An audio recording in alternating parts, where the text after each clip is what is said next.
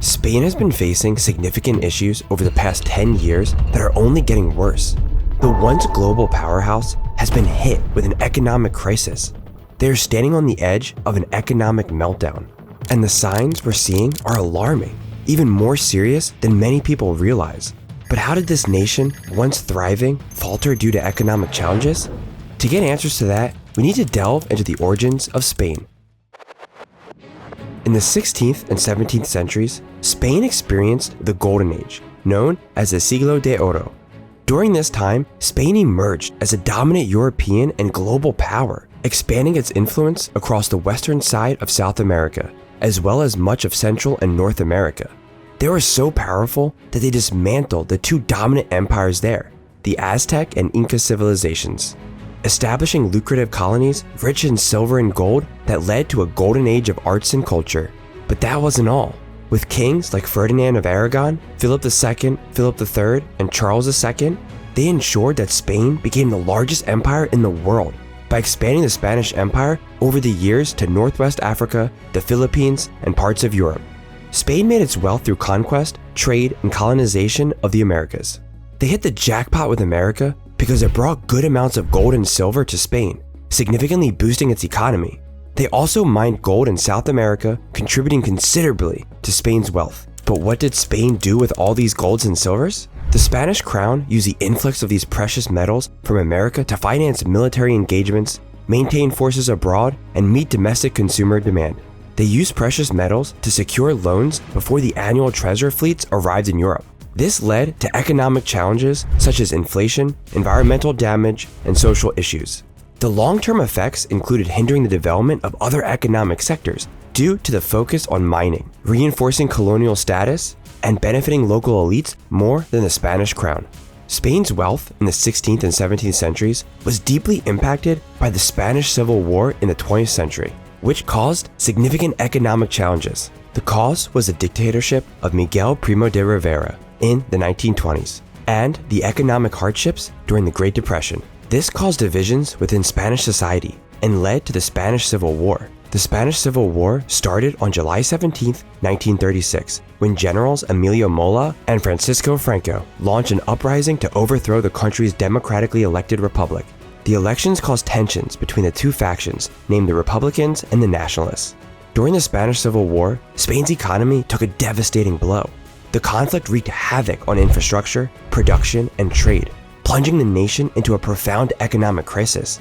Agricultural activities were severely disrupted, leading to a sharp drop in food production. Many farms were left abandoned or destroyed, causing widespread food shortages and inflation to skyrocket. Industries and factories became prime targets during the war, resulting in a significant decline in industrial output. The war also disrupted Spain's foreign trade relations, causing a decrease in both exports and imports. As a result of these challenges, Spain's GDP contracted significantly. Unemployment rates soared as businesses shut down and industries were destroyed. Inflation rates surged due to supply shortages and production disruptions. During Franco's rule from 1939 to 1975, Spain faced economic hardships. Franco introduced a policy called autarky, the policy of cutting off international trade aimed at self-sufficiency, which resulted in stagnation, falling wages, and near-famine conditions in the 1940s. Up to 200,000 people died of starvation during the early years of Francoism, a period known as Los Años de Hambre, the years of hunger. Spain was much more economically backward in the 1940s than a decade ago. Inflation soared, economic reconstruction faltered, food was scarce, and between 1947 and the early 1950s, Spain registered negative growth rates in some years. It got even worse when France closed its border with Spain, cutting off vital trade routes and leaving the country completely isolated from its European neighbors. By the early 1950s, Spain's per capita GDP was significantly lower than that of Western European countries. Franco asked for support from the United States as things were getting worse.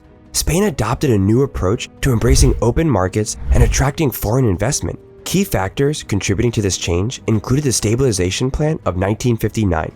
The plan focused on reducing inflation, increasing exports, and entering into organizations like the Organization for Economic Cooperation and Development, OECD. Spain received substantial foreign aid, including $420 million from various sources, which helped fund industrialization and infrastructure projects. Things started getting back on track. By the late 1960s, Spain had become a major player in the automobile industry and attracted large amounts of foreign capital, with investments reaching $7.6 billion by 1974.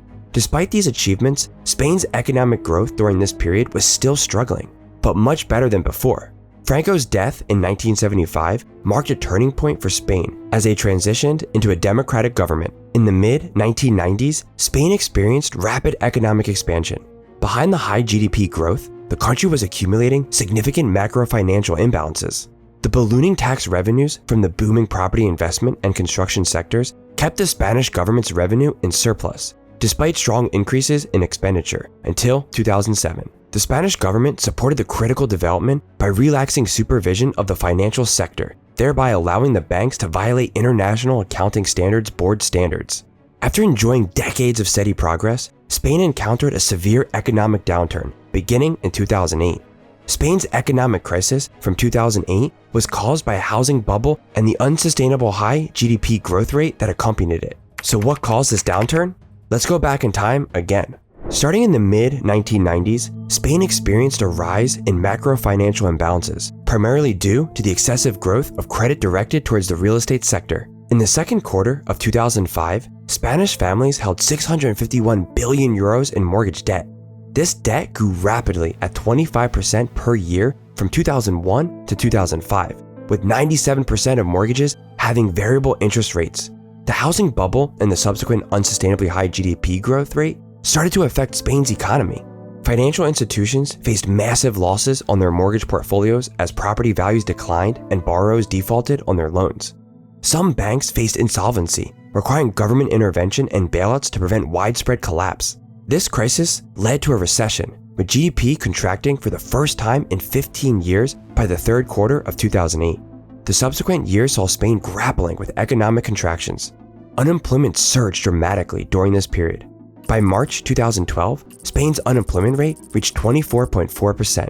The situation worsened, with unemployment reaching historic highs of over 27% in April 2013, affecting millions of citizens. And where inflation significantly increased and the Spanish government debt, which initially stood at 36.2% of GDP, rose to 72.1% by June 2012. In 2012, the government decided to seek assistance from the European Stability Mechanism, ESM.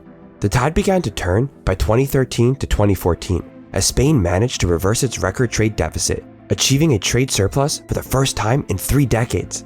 By the second quarter of 2014, Spain witnessed a pivotal moment in its economic trajectory, as the nation began creating jobs for the first time since the onset of the global financial crisis in 2008. This milestone paved the way for robust economic growth, with the Spanish GDP expanding by 3.2% in 2015, the highest rate among larger EU economies. Within just 2 years, from 2014 to 2015, Spain recovered an astounding 85% of the GDP lost during the preceding recession, earning international recognition for its structural reform efforts. The year 2016 marked a turning point in Spain's battle against unemployment.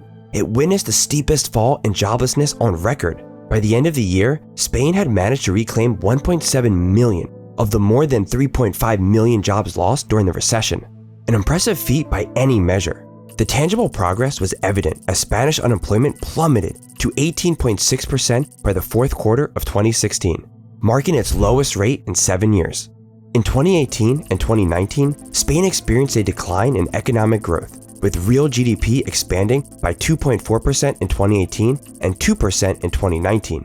In 2020, the COVID-19 pandemic made things worse, particularly impacting its tourism sector, a significant contributor to GDP. Spain was one of the countries most affected by COVID-19 in the Euro area. The Spanish economy has faced challenges due to the war in Ukraine and the slow recovery from the COVID-19 crisis.